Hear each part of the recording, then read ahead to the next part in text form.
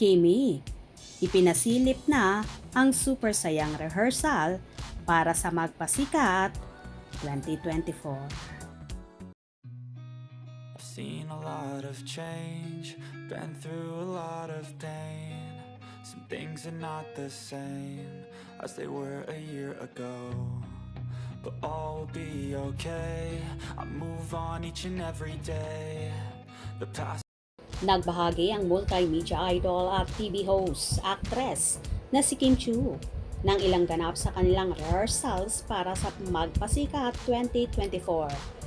Ang kasama nga niya sa team ay si Ogie Alcacid, MC at Lassie, kung saan sa October 22 ang kanilang performances.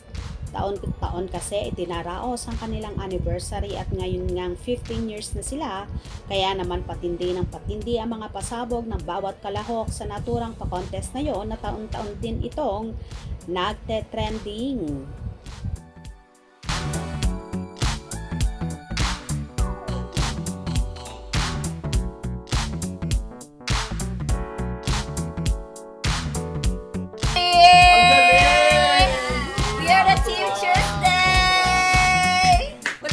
Hindi wala lang kita yun. Hey! Let's go! Ito pinakamahusay. Ang samang mukha. Husay ni Kim talaga. Sobrang husay. Gusto ko Kaya yung pala, mga di ba? boses. Ibang consider. Saan ako matatanggap? Matatanggap ka sa MasterChef. Ang ganda ng ginawang kanta ni Sir Ogs. Abangan nyo yun, guys! The one and only president of OPM, kakampi namin. Asia's ano? MasterChef. MasterChef. Asia Pacific. MC, itong masabi lang sa'yo. Kamusta ka? Ito pa MC, you deserve. Kaya pa ba? Yung totoo.